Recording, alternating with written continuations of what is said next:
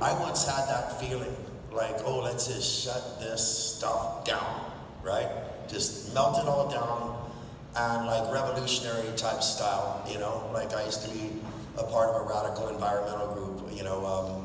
I still support, obviously, the Surfrider Foundation, many different of these environmental organizations, you know, that I've been part of, protesting against nuclear power plants and going and standing, you know, with our Native brothers in Standing Rock and things like that. You know, it's just part of who I am. But I learned a long time ago that the way to change a system is not to burn it down. It's to become it. And that's the hard way. It's easy to protest, it's easy to talk about burning stuff down and breaking stuff down in revolution, because that's easy, it's emotional. But changing the world has to be logical, it has to be systematic, it has to be scientific, it has to be well thought out. And so I didn't seek to tear the system down, I sought to create a system so freaking awesome that the other system would just go away. Okay? But it's not easy. Everybody thinks that Martin Luther King was loved. No, his own community didn't even like him. And I guarantee you the natural products community hated me because I came in and said all those binders, fillers, excipients, preservatives, and additives, and coloring agents, and flowing agents that you're putting into your nutritional supplements actually make them chemicals. And they're not healthy. And they said, who are you? I said, I'm the guy who makes 100% pure food, and you're gonna want to be like me, or you're gonna have to go away. And so we hear this term disruptor. You heard that term disruptor? Well, we are a disruptor on so many levels that we are going to scare the you-know-what out of people. So be nice when you talk about Purium, because we are so awesome. I'm serious. That it might overwhelm people. And I'm not joking. Imagine if you told somebody, we have 60 products, all of them are so amazing, and this one does that, and that one does that, and this one does that, and that one does that, and by the time you're done describing 60 products, that person's either got up, left, they're asleep, or they're going, oh my God, when are they gonna be quiet? Right? They're not gonna buy 60 products from you, I guarantee you that. So I call tip of the iceberg. You need to let people know that we're an awesome company. Show them the CBD. Show them the biomedic. Get them on a 10-day transformation. Let them then say, oh my God, and you have all this other stuff. Why didn't you tell me? That's the way to approach Purium, because we are that awesome.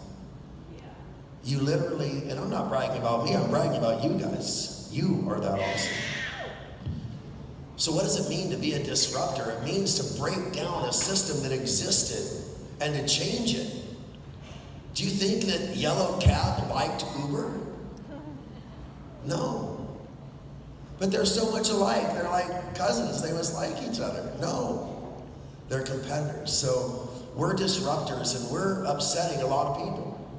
We're upsetting people. What happens when you upset people? They try to tear you down, right? When you try to create something better, people are trying to tear it down. So how many people have you presented Purium to and they say, isn't that one of those pyramids? Who wants to talk about pyramids? You got any Egyptians in the room? Let's talk pyramids. So I know, because I own a pyramid. I do. And in my pyramid, I have my laborers, and they're all at the bottom. They make a certain amount of money, and I pay them well. Living wage, like $15 an hour. That's not bad for laborers. And then I've got their supervisors. Then I've got my skilled labor. Then I've got my middle managers, right? Then I've got my managers, my vice presidents, my presidents, my CEO. What does that look like to you guys? That is a pyramid. And in that pyramid, the person at the bottom is never going to replace me. Just not going to happen. The person who's filling a bottle, and that isn't to talk about what I've been holding for this dream, what dream I've been holding on to. You know, I call it like a medicine bag. And I learned from a man who was, he carried the medicine bag for the Hopi Nation. He was the medicine man, and he was given this knowledge and this wisdom, and he was told that the desire for this wisdom has died. That he's going to have to hold on to it for nearly 50 years before the world would wake up and desire this knowledge again. And so his job was to hold on to the knowledge until the world was ready for it again. And I remember learning about that and learning from him. And it really seems like we're at that time, you guys. Those 50 years have passed. Okay? And this ancient wisdom that's been passed down from the cultures, whether it be our 5, 6, 7,000 years of Chinese herbal medicine, or of the shamanic teachings of North America, the Ashanikas of South America, whether it's from Ayurveda and the Vedic arts from India and the Pashtun regions, whether it is, the knowledge that is found in Indonesia from the Jamu, the medicine man there, or from Africa. There's actually 12 ancient cultures who carried medicine bags. 12 ancient cultures that I went out and discovered, and I found those profound, amazing, incredible gifts that somehow we had turned our back on. We had turned our back on Aina. We had turned our back on the earth. We had, in our arrogance, believed that we could rise above because of our intelligence, that we could rise above our connection to the earth, and we were wrong. 100 years ago, all food was organic. Okay? About 60 years ago, it started getting bad, and it's gotten nothing but worse since.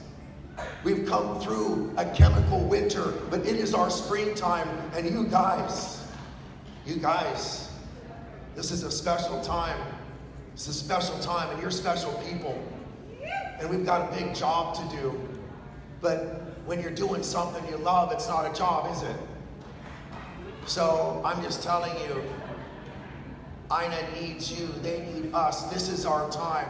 The ancient wisdom, the silver seed that's been carried all this time. It's time to plant it. It's time to water, it's time to watch it grow and see us become the salvation of this planet. Okay? Because if not us, who, right? Somebody once asked that. If not now, when? Well, let's think about that.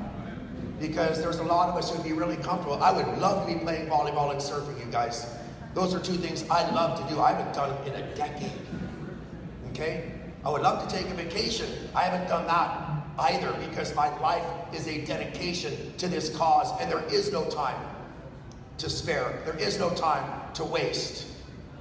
I don't take days off because you guys are that important to me. So the medicine that I've been carrying, the dream that's been living inside of me, is a dream where we give to our children an earth that is better than the earth we inherited, but not just our children, but to their children and the 7 generations of children that will come after them. And we have abdicated our responsibility as caretakers of the planet and as ancestors. What type of ancestors are we going to be seen as? The ones who poisoned the planet? The ones who turned the tide against the greatest increase in longevity. And now all of a sudden our children will not live longer than our grandparents for the first time in our modern history. So, yeah, let's get a little uncomfortable.